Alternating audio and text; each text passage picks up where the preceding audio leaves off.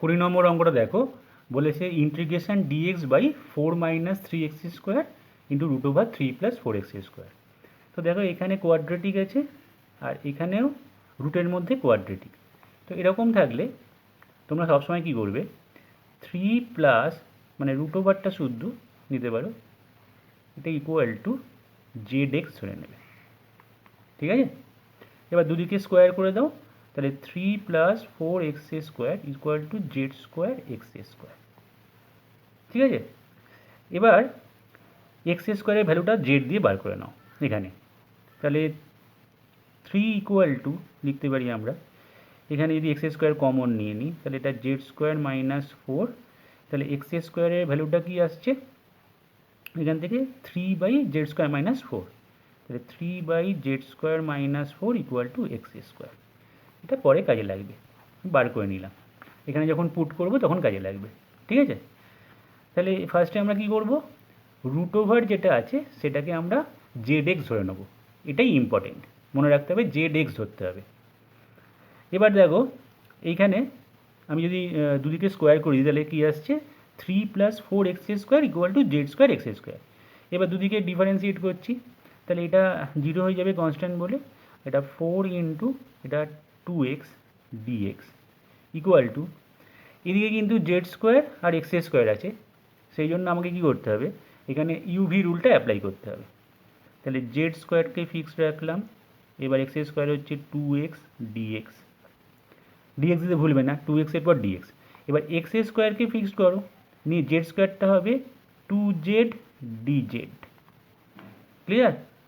তাহলে এখানে দেখো এক্সটা সব জায়গা থেকে কমন কেটে যাবে, তাহলে এক্স যদি বাদ দিয়ে দিই প্রত্যেকটা রাশি থেকে, তাহলে 4 দুগুণে 8, 8 dx ইকুয়াল টু, এটা হয়ে গেল, এখানে এক্স ছিল এক্সটা থাকবে না, 2z² dx প্লাস এখানে x² আছে তাহলে একটা এক্স থাকবে, তাহলে 2xz dz।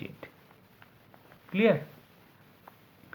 তাহলে এবার ডিএক্সগুলোকে একদিকে নিয়ে যাই, তাহলে ডিএক্স হবে 8 - 2z² equal to 2xz dz। আবার 2টা কেটে যাবে সব জায়গা থেকে, তাহলে এটা 4 - z² dx equal to xz dz। Clear হয়েছে?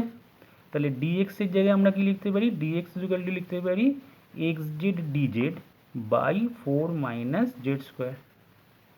এবার এখানে ইন্টিগ্রেশানটায় আসা যাক, ইন্টিগ্রেশান ডিএক্সের জায়গায় আমরা এটা লিখব xz dz বাই 4 - z², এটা লেখা হলো ডিএক্সের জায়গায়। এখন 4 - 3x² এর জায়গায় আমরা কি লিখব, এখানে লিখছি 4 - 3 ইন্টু x² এর ভ্যালুটা আমরা এখানে বার করে রেখেছিলাম, তাই 3/z² - 4, 3/z² - 4 এটা লেখা হলো। আর এটাকে ধরেছিলাম ZX, তাহলে এখানে ZX লিখলাম, এই ZX আর এই ZX কেটে গেল, এটাই আমাদের সুবিধা হলো। এবার আমরা কি করব দেখো, এইখানে যদি আমি মাইনাসটা কমন নিই তাহলে Z² - 4 হয়, আর এখানে Z² - 4টা কিন্তু কেটে যাবে, তাহলে বাইরে একটা মাইনাস নিলাম, ইন্টিগ্রেশান dz, এখানে আমি Z² - 4 লিখলাম, আর এখানে Z² - 4 লসাগু করেছি, লসাগু করলে এটা 4z² - 16, ঠিক আছে, 4z² - 16 - 9 এরকম এলো। তাহলে এই Z² - 4 আর এই Z² - 4টা কেটে গেল, তাহলে মাইনাস ইন্টিগ্রেশান dz বাই, এখানে হয়ে গেল 4z² - 25। এবার অঙ্কটা আমাদের ফর্মে চলে এসছে। ঠিক আছে, 4টাকে আমি বাইরে পাঠিয়ে দিতে পারি, -1/4 ইন্টিগ্রেশান, এরকম অঙ্ক তোমরা অনেক করেছো, এটা Z² - 25/4 মানে 5/2 তার হোল স্কোয়ার। তো এটা ফর্ম পড়ে গেল, এটাকে আমরা মাইনাসটাকে আবার এখানে ঢুকিয়ে দিয়ে 5/2 এর হোল স্কোয়ার মাইনাস Z² করে নিতে পারি, তাহলে 1/4 ইন্টিগ্রেশান dz বাই 5/2 এর হোল স্কোয়ার মাইনাস z এর হোল স্কোয়ার।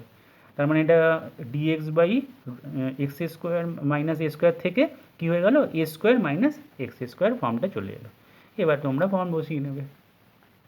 ঠিক আছে, তবে জেড থেকে তারপরে ভ্যালুটাকে এক্সে ট্রান্সফার করে দেবে, এখান থেকেই পেয়ে যাবে, Z² মানটা পাবে, সেখান থেকে রুট করে দেবে।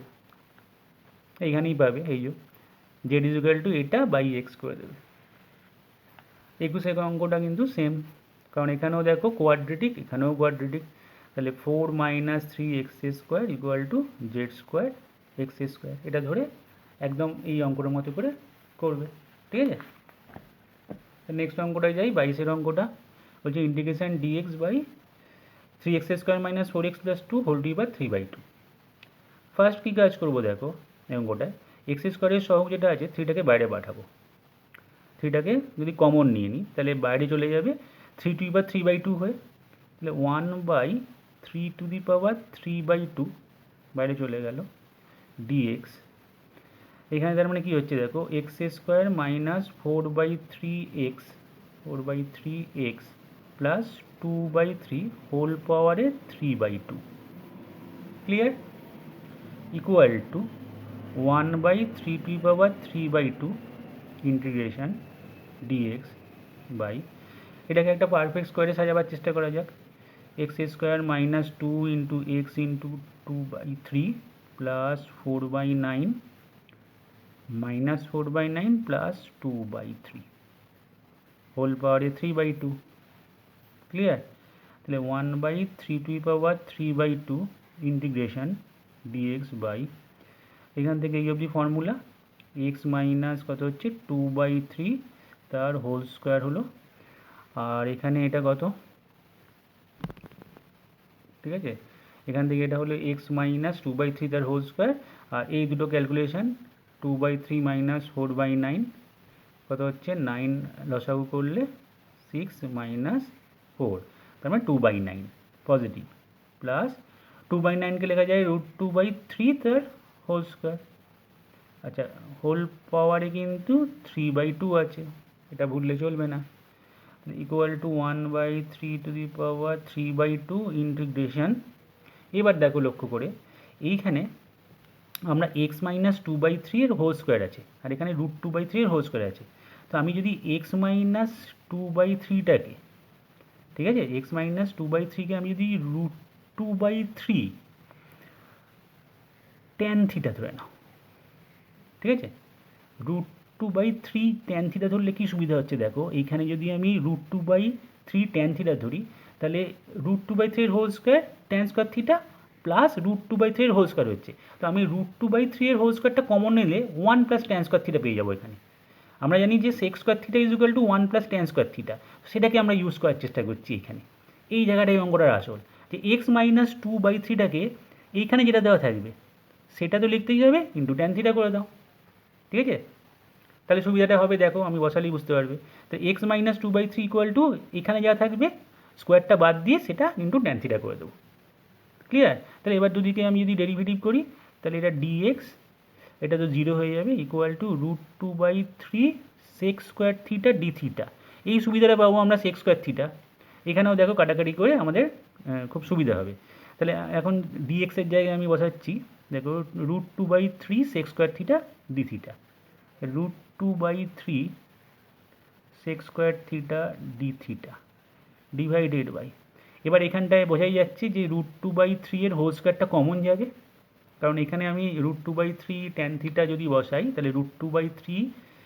এর whole square tan square theta হবে, তার মানে √2/3 এর হোল স্কোয়ারটা কমন নিলে এখানে tan স্কোয়ার থিটা প্লাস 1 হয়ে এটা sec স্কোয়ার থিটা হবে, ঠিক আছে, sec স্কোয়ার থিটা, এটার হোল পাওয়ারে 3/2 হবে, এটা 3/2 equal to 1/3 to the power 3/2 integration √2/3 যেমন আছে থাকলো √2/3 এখানে sec square theta d theta divided by, এখানটায় দেখো √2/3 এর হোল স্কোয়ার তার পাওয়ারে 3/2, তাহলে এটা 2 আর 2 কেটে গিয়ে এটা হয়ে যাবে √2/3 হোল পাওয়ারে 3, কারণ এই 2 কেটে যাবে, আর এখানে sec স্কোয়ার থিটার পাওয়ারে 3/2, 2 কেটে sec কিউব থিটা, তাহলে ইন্টিগ্রেশনটা এবার হয়ে যাবে, কারণ sec স্কোয়ার থিটা এখানে sec কিউব থিটা, এটা sec থিটা হয়ে গেল, cos থিটার তো ফর্মুলা অ্যাভেলেবেল, তাই না, আর এটা তো কনস্ট্যান্ট, এটা কনস্ট্যান্ট,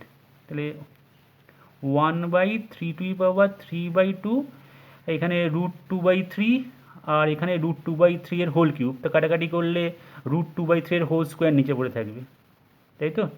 তাহলে √2/3 এর হোল স্কোয়ার মানে 3/√2 তার হোল স্কোয়ার, উল্টে যাবে এটা। এইটা পুরো কাটবে এটার সঙ্গে, কারণ এখানে এটা পাওয়ারে 1 আছে, এখানে কিউব আছে, তাহলে হোল স্কোয়ার আসবে। এবার যদি উল্টে দিই আমি, তাহলে এটা 3 whole square by √2 whole square হয়ে যাবে, ঠিক আছে? আর এখানে cos theta, integration cos theta d theta, তাহলে আশা করি এরপরে আর করতে কোনো অসুবিধা হবে না, কারণ এটা তো সাইন থিটা। এবার আমাদের শুধু একটাই কাজ, সেটা হচ্ছে ট্যান থিটা থেকে ভ্যালুটাকে সাইনে নিয়ে যাওয়া, সেটা তোমরা করে নেবে।